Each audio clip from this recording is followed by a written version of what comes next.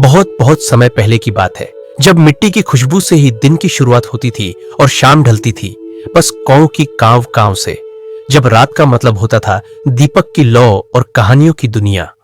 उसी समय नदी और साल के जंगल के बीच बसा था एक छोटा सा गांव, शीतलपुर। शीतलपुर में मिट्टी के घर थे, बांस के झुरमुटों के बीच बीच में धान के खेतों की लहरें, बैलगाड़ी की खटखट आवाज और पोखर घाट पर होने वाली महफिलें।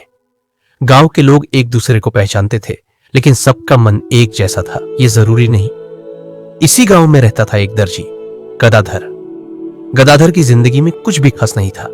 गांव के दक्षिण छोर पर नदी किनारे एक छोटा सा कच्चा घर, दुकान कहने लायक बस बांस के खंभों पर तिरपाल से ढकी एक छोटी सी जगह, 2 लकड़ी की कुर्सियां, एक टूटी फूटी मेज और उसका सबसे कीमती खजाना, उम्र में पुरानी लेकिन देखभाल से संभाली गई एक सिलाई मशीन। लेकिन उसकी जिंदगी का असली रत्न थी उसकी 10 साल की बेटी मालविका, जिसने अपनी मां का चेहरा कभी नहीं देखा, लेकिन पिता के स्नेह में बड़ी हुई। उसकी मुस्कान में था धूप सा उजाला और उसकी उत्सुक आंखों में थी अनगिनत कहानियों की भूख। हर सुबह गदाधर लाल मिट्टी की पगडंडी से होकर अपनी दुकान आता। जो भी कपड़ा लाता उसे पूरी मेहनत और प्यार से सीता, हर टांके में अपना मन और धैर्य डाल देता। पैसे बहुत नहीं मिलते, लेकिन गांव के कुछ लोग उसे सम्मान देते थे, क्योंकि उसका काम बेमिसाल था और उसका दिल साफ। एक दिन गोधूली की रोशनी में मालविका खेलते खेलते अचानक पिता से पूछ बैठी, पिताजी, आपकी सिलाई मशीन क्या सब कुछ ठीक कर सकती है? गदाधर मुस्कुराकर, सब कुछ नहीं बेटी, लेकिन जिसके मन में प्यार हो उसके हाथ के काम में जादू होता है। गदाधर को तब क्या पता था, यह बात कुछ ही दिनों में अजीब तरह से सच हो जाएगी। सांझ से ही काले बादल आसमान पर घिर आए थे। पूरब दिशा से तेज हवा चलने लगी, पेड़ों की डालियां झूम रही थीं और दूर कहीं गरजती बिजली की आवाज से गांव के कुत्ते सिहरने लगे। गदाधर अपनी दुकान समेट रहा था, मालविका तब घर के भीतर थी। उसी समय उसने देखा, गांव की पगडंडी से एक अनजाना बूढ़ा आदमी चला आ रहा है। बूढ़े के कंधों पर फटी पुरानी चादर थी, आंखों में ऐसी चमक जो उम्र के साथ भी फीकी नहीं पड़ती। चेहरे पर थकान थी, पर उसमें एक अजीब सी शांति भी थी। बूढ़ा, क्या तुम गदाधर दर्जी हो? गदाधर, जी मैं ही हूं। बूढ़े ने अपनी झोली से एक फटी काली जैकेट निकाली। बारिश में भीगकर कपड़ा और भी थका थका लग रहा था। बूढ़ा, इसे सिल दो, लेकिन याद रखना, अगर तुमने इसे सही तरह से ठीक कर दिया तो तुम्हारी किस्मत बदल जाएगी। यह कहकर बूढ़ा चला गया। रात गहरी हो चुकी थी, मालविका सो चुकी थी और बाहर बारिश छत पर टप टप गिर रही थी। गदाधर ने धीरे धीरे सिलाई शुरू की। अचानक सुई से हल्की सी सुनहरी रोशनी निकलने लगी। जैसे जैसे रोशनी बढ़ी, कपड़े का फटा हिस्सा अपने आप जुड़ता चला गया। गदाधर हैरान रह गया। पल भर में जैकेट बिल्कुल नई जैसी हो गई। अगली सुबह बूढ़ा फिर आया। उसके होठों पर हल्की सी मुस्कान थी। बूढ़ा, तुम इम्तिहान में पास हो गए हो। अब मैं तुम्हें दे रहा हूं एक जादुई सिलाई मशीन। इससे तुम सिर्फ कपड़े ही नहीं, लोगों का दुख, उम्मीदें, रिश्ते सब जोड़ सकते हो। लेकिन याद रखना, अगर लालच में पड़े तो सब खो दोगे। बूढ़ा ये कहते ही हवा में गायब हो गया। गदाधर समझ गया, ये कोई साधारण आदमी नहीं, बल्कि कोई जादूगर था। उस दिन के बाद से गदाधर की दुकान एक अनकहा चमत्कार बन गई। वह सिर्फ कपड़े ही नहीं, बल्कि टूटे हुए दिल, बिछड़े हुए रिश्ते भी सी देता था। एक दिन एक बुजुर्ग औरत रोते हुए आई, मेरा बेटा शहर चला गया है, ये कमीज अगर तुम ठीक कर दो, शायद उससे मेरी याद आ जाए। गदाधर ने मन लगाकर पूरी मोहब्बत से सिलाई की। अगले ही दिन बुजुर्ग के हाथ में एक चिट्ठी आई। उसका बेटा घर लौट रहा था, लेकिन सबको ये खुशियां अच्छी नहीं लगी। कुछ लोग सोचने लगे, गदाधर के पास कोई बुरी ताकत है। गांव में अफवाह फैलने लगी, वो भूत प्रेत की मदद लेता है, वो कपड़ों पर मंत्र पढ़कर फूंक मारता है। धीरे धीरे गांव में जलन बढ़ने लगी और गदाधर के ऊपर एक अनदेखा खतरा मंडराने लगा। गदाधर की जादुई सिलाई मशीन की चर्चा शीतलपुर की सरहद पार कर आसपास के गांवों तक पहुंच गई। लोग कहते थे, गदाधर के हाथ में कपड़ा नहीं, किस्मत भी सिल जाती है। यहां तक कि शहर के बाजार और चाय की दुकानों में भी यह किस्सा गूंजने लगा। एक दिन एक व्यापारी ने धीरे से कान में कहा, यह ताकत राज दरबार में होती तो सोने से भी कीमती सोना बन जाता। यह बात पहुंच गई राजपुरुष विराट सेन के कानों तक। विराट सेन राज्य का मुख्य रक्षक था, पर असल में वह एक चालाक और मौकापरस्त इंसान था।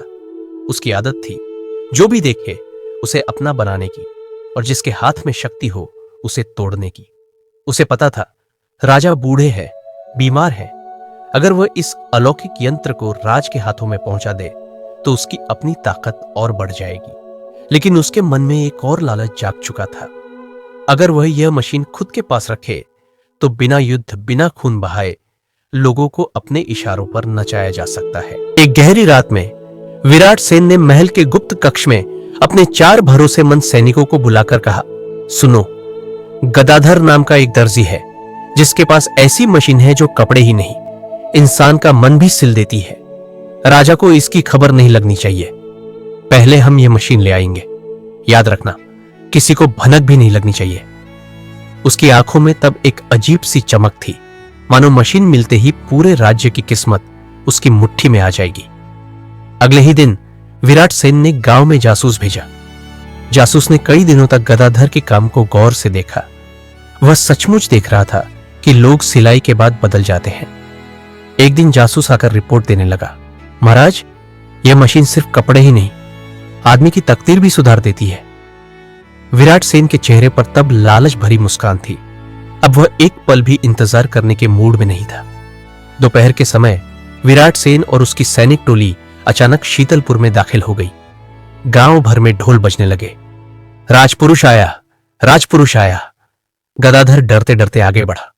विराट सेन ने नरम आवाज में कहा, दर्जी, सुना है तेरे पास एक ऐसा यंत्र है जो अलौकिक है।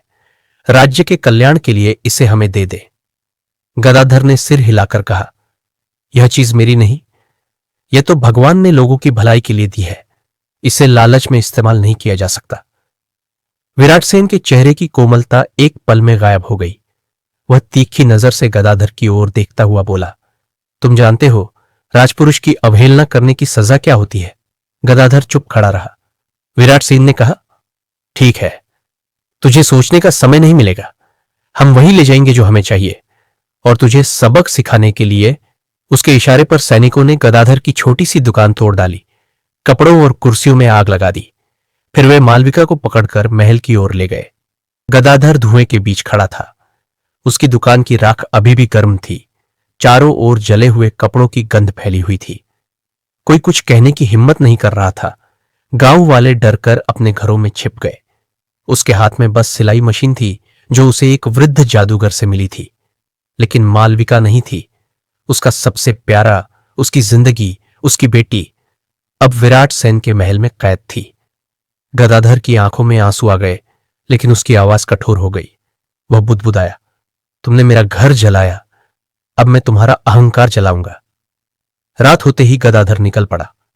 रास्ता लंबा था, कीचड़, जंगल और पहाड़ पार करने थे। उसने सिलाई मशीन को कपड़े में लपेटकर पीठ पर बांध लिया। रास्ते में उसकी मुलाकात एक बुजुर्ग महिला से हुई जो पहले राज दरबार में खाना पकाती थी। उसने धीरे से कहा, अगर महल में घुसना है तो सेवक के वेश में जाओ। राजपुरुष आज रात बड़ा भोज देगा, वहीं तुम्हें मौका मिलेगा। महल के दरवाजे सोने के बने थे, लेकिन पहरेदारों की नजरें लोहे जैसी कठोर थी।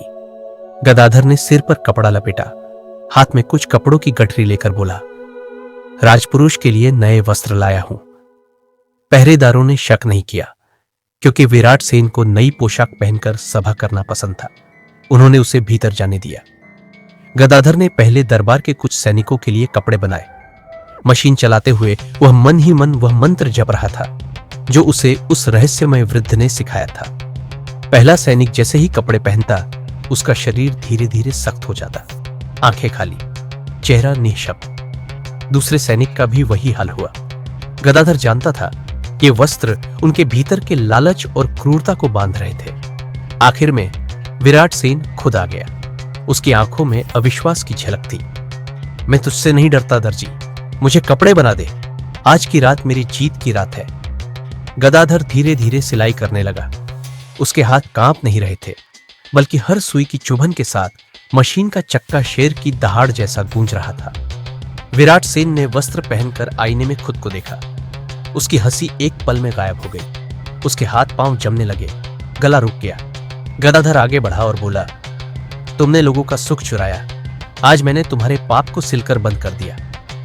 एक झटके में सुनहरी रोशनी फैल गई। सारे सैनिक, सारे चापलूस मूर्तियों की तरह स्थिर हो गए। महल की दीवारों में बस मशीन की हल्की टुनटुनाहट गूंज रही थी। गदाधर दौड़कर बंदी गृह पहुंचा। लोहे के दरवाजे के सामने मालविका थी, उसकी आंखों में आंसू लेकिन चेहरे पर मुस्कान। बाबा, मुझे पता था तुम आओगे। सुबह की रोशनी फैलते ही गदाधर और मालविका महल से निकल आए। पीछे रह गया पत्थर की मूर्तियों से भरा दरबार, जहां लालच, अहंकार और क्रूरता हमेशा के लिए थम चुके थे। गदाधर ने मशीन को फिर से उस बुजुर्ग व्यक्ति की सलाह के अनुसार गांव के पुराने बरगद के पेड़ के नीचे दबा दिया। वो बोला, जिस दिन लोगों को सच्ची जरूरत होगी, जादू फिर लौट आएगा। एक दर्जी जिसने सिर्फ कपड़े नहीं, लोगों की उम्मीदें भी सी दी, जिसके हाथ में धागा था मोहब्बत का और सुई थी न्याय की।